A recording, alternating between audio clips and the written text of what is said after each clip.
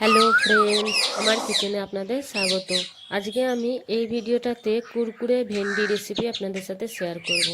তবে দেরি না করে চলুন ভিডিওটা শুরু করি।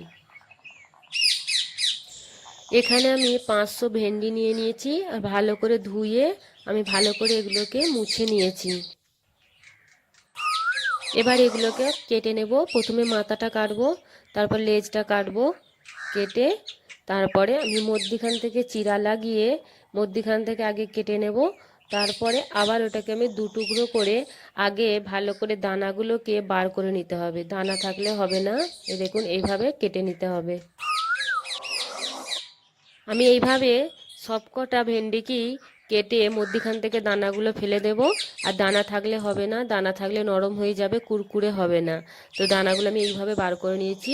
এখানে আমি সব ভেন্ডিটাই কেটে নিয়েছি। এবার এতে মিশিয়ে দেব হাফ চামচ হলুদ গুঁড়ো, হাফ চামচ জিরে গুঁড়ো আর হাফ চামচ লঙ্কা গুঁড়ো মিশিয়ে দিলাম। আর এখানে আমি দেবো 2 চামচ মতো বেসন। আর এখানে আর দিচ্ছি আমি 2 চামচ মতো চালের আটা। আর এখানে 1 চামচ মতো কর্নফ্লাওয়ার আমি ব্যবহার করছি। এগুলোকে খুব ভালোভাবে মিশিয়ে নিতে হবে। এখন আমি লবণ ব্যবহার করছি না এতে।